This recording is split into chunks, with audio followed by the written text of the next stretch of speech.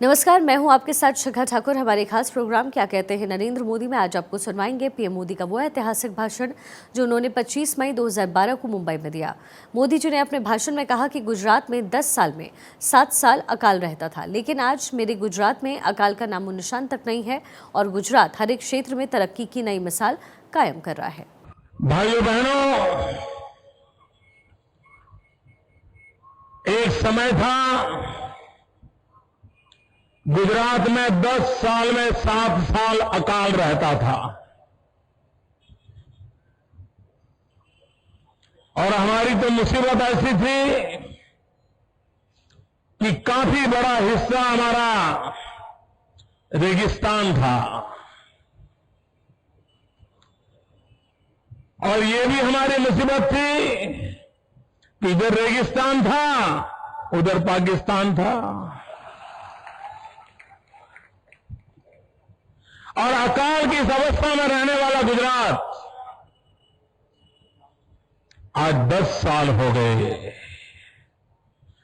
मेरे गुजरात में अकाल का नामो निशान नहीं है।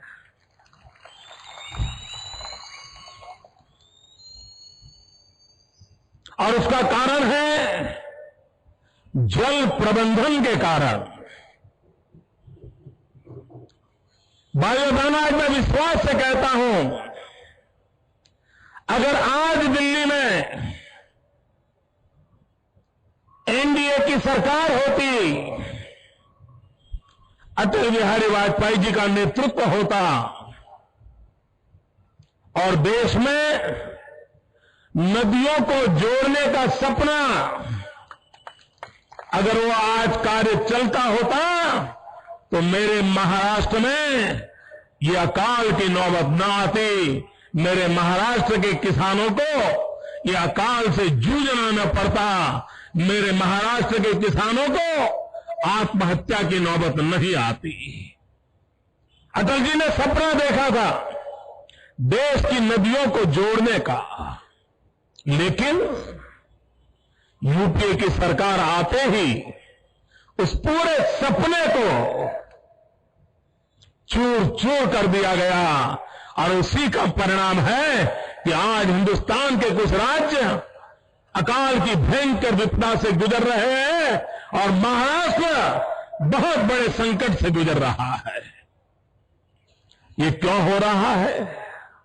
और उसका कारण यही है कि दिल्ली में एक ऐसी सरकार है जिस सरकार के पास न कोई नेता है, न कोई नीति है और न ही कोई साफ नीयत है। अगर नेता भी न हो, नीति भी न हो और साफ नीयत भी न हो तो देश की क्या दुर्दशा होती है वो हमारे सामने है। भाइयों बहनों, अभी प्रधानमंत्री जी ने जश्न मनाया 3 साल की उनकी सरकार का। 120 पेज का उन्होंने रिपोर्ट कार्ड दिया। भाइयों बहनों, आपने प्रधानमंत्री के मुंह से 2 बातें सुनी होगी। एक, उन्होंने कहा था कि देश में नक्सलवाद ये देश की सबसे बड़ी समस्या है। एक खुद डॉक्टर मनमोहन सिंह जी के शब्द हैं, मेरे नहीं हैं, लेकिन उनके रिपोर्ट कार्ड में उस समस्या के संबंध में उन्होंने क्या किया, कितनी सफलता पाई, कहां रुके हैं, कहां अटके हैं, उसके संबंध में एक शब्द भी जिक्र नहीं किया है। प्रधानमंत्री जी, जिस बात को आप गंभीर मानते थे, 3 साल के आपके खुद के रिपोर्ट कार्ड में आप उसका जिक्र तक नहीं करते, तब देश को सवाल उठता है कि आप 3 साल का जश्न किस बात के लिए मना रहे थे। प्रधानमंत्री जी ने एक दूसरी बात कही थी। प्रधानमंत्री जी ने कहा था कि हिंदुस्तान के अंदर जो माल न्यूट्रिशन है, उस माल न्यूट्रिशन के कारण हिंदुस्तान का माथा शर्म से झुक जाता है। कुपोषण के कारण, कुपोषण की भयानकता के कारण हिंदुस्तान का माथा शर्म से झुक जाता है, ये शब्द भी डॉक्टर मनमोहन सिंह जी के हैं। मैं आज उनसे पूछना चाहता हूं कि प्रधानमंत्री जी, जिसके लिए आपका माथा शर्म से झुक जाने की वही वेदना को आपने प्रकट किया था, क्या कारण है कि 3 साल के आपके रिपोर्ट कार्ड में इस कुपोषण के लिए आपने क्या किया, क्या योजना बनाई, उस योजना का क्या लाभ हुआ, उसका जिक्र तक नहीं है। क्या कारण है, देश जानना चाहता है। प्रधानमंत्री जी कभी कभी कहते हैं कि हमारी कुछ गठबंधन की मजबूरियां हैं, गठबंधन की मजबूरियां हैं। प्रधानमंत्री जी, मैं आपको एक छोटा सवाल पूछना चाहता हूं और इस जनता की अदालत में खड़ा रह करके पूछना चाहता हूं। आपके विदेश मंत्री, और विदेश मंत्री एक प्रकार से विश्व में हमारे देश की शान का प्रतिनिधित्व करते हैं, आपके विदेश मंत्री यूएन की सभा में खड़े होकर के दूसरे देश का भाषण पढ़ना शुरू कर दे, इसमें गठबंधन की कौन सी मजबूरी है? देश जानना चाहता है। आप कहते हैं गठबंधन की मजबूरी है, हम पूछना चाहते हैं। मैं प्रधानमंत्री को पूछना चाहता हूं कि केंद्र में मुख्य प्रधानमंत्री कांग्रेस पार्टी के हैं, केंद्र में डिफेंस मंत्री कांग्रेस पार्टी के हैं। आप हमें बताइए, देश की आजादी के बाद कभी भी दिल्ली में बैठी हुई सरकार को सेना के साथ कभी झगड़ा नहीं हुआ है। दिल्ली में बैठी हुई सरकार को कभी सेना के साथ विवाद नहीं हुआ है। वो कौन सी गठबंधन की मजबूरी है, जबकि डिफेंस मंत्री आपका कांग्रेस का है, जबकि प्रधानमंत्री कांग्रेस का है, और आज दिल्ली की सरकार लगातार सेना के साथ भिड़ रही है। ये कौन सी गठबंधन की मजबूरी है? प्रधानमंत्री जी, देश जानना चाहता है। आप कहते हैं नक्सलवाद का खतरा है, आप कहते हैं चीन घुसपैठ कर रहा है, आप कहते हैं अरुणाचल में हम जाते हैं तो चीन हमारे साथ हमेशा अंतर्राष्ट्रीय नॉर्म्स के खिलाफ व्यवहार करता है, ये सब कहते हैं आप। उसके बावजूद भी हिंदुस्तान का सेना नायक कहता है कि हमारे पास युद्ध के लिए बारूद नहीं है, हमारे पास आर्म्स नहीं है, एम्यूनिशन नहीं है। प्रधानमंत्री जी, कौन सी गठबंधन की मजबूरी है आपकी कि देश की सेना के पास बारूद न हो? कौन सी मजबूरी है आपकी कि जिसके कारण देश की सेना के पास आधुनिक शस्त्र न हो? सवाल बहुत सारे खड़े होते हैं। प्रधानमंत्री जी, दिल्ली में बैठी हुई कांग्रेस की सरकार, आपको जवाब देना पड़ेगा। भाइयों बहनों, मैडम सोनिया जी ने कहा कि प्रॉमिस नहीं चलेंगे, परफॉर्मेंस करना पड़ेगा। ये किसको समझा रहे थे भाई? इसका मतलब ये तो तय हो गया कि इतने साल वो प्रॉमिस ही करते रहे हैं, परफॉर्मेंस नहीं किया है। इंदिरा जी के जमाने से गरीबी हटाओ का प्रॉमिस से लेकर के अब तक वो प्रॉमिस करते रहे हैं, परफॉर्मेंस नहीं किया है। उन्होंने प्रॉमिस किए हैं और वोट बैंक की राजनीति की है।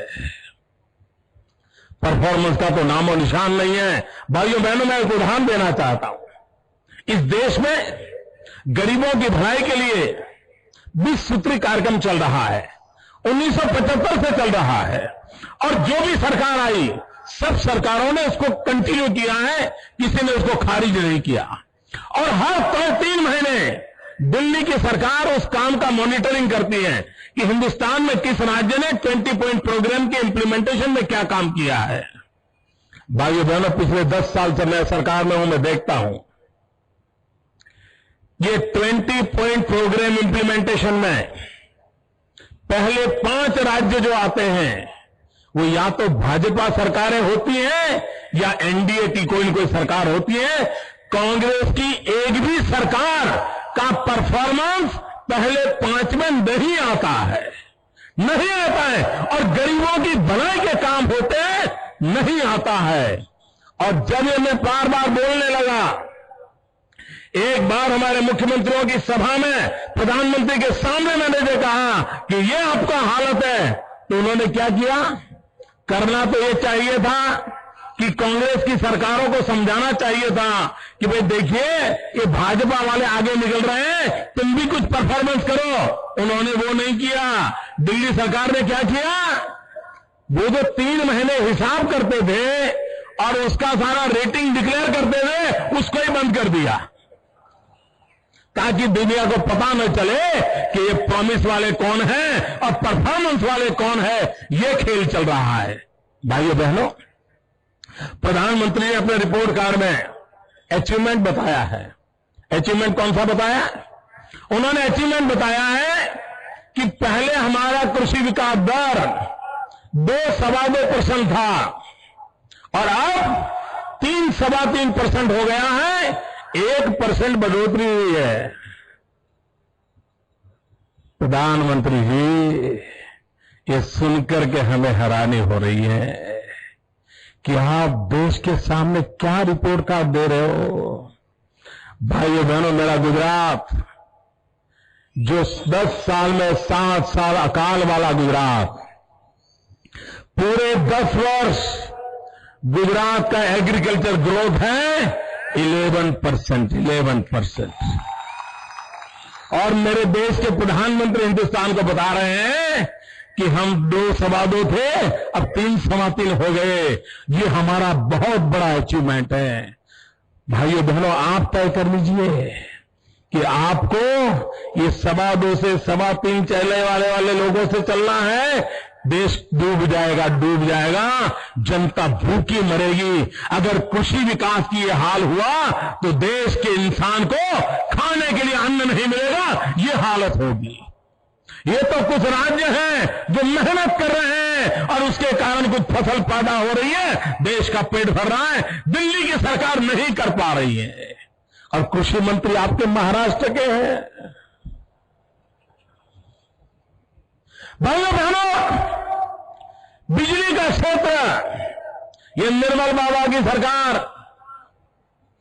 उन्होंने कहा था हम 50,000 मेगावाट बिजली का उत्पादन करेंगे। और इस रिपोर्ट कार्ड में उन्होंने कहा है बड़े गर्व के साथ कि हमने 20,000 मेगावाट बिजली का उत्पादन किया।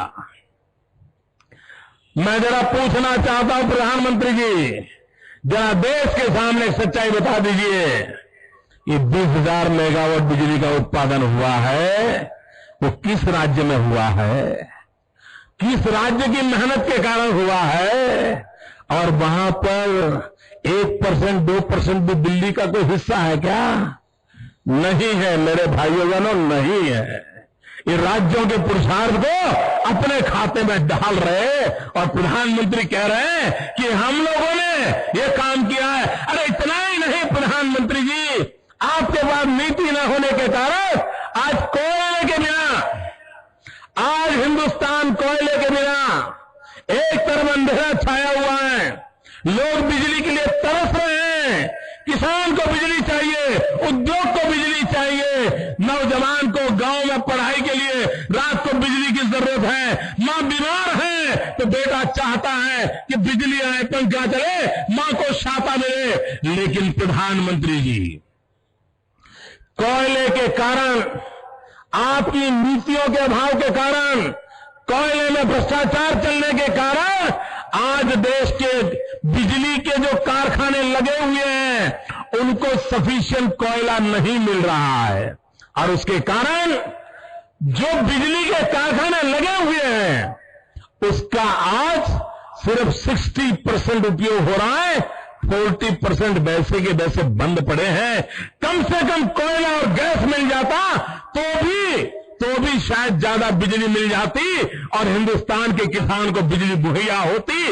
लेकिन सिर्फ कोयले के संबंध में आपकी नीतियों के अभाव के कारण आज ये स्थिति बनी है। और दिल्ली में प्रधानमंत्री ने पहली बार एक बात को स्वीकार किया है और मैं मानता हूं एक प्रकार से उन्होंने अपनी विफलता को स्वीकार किया है।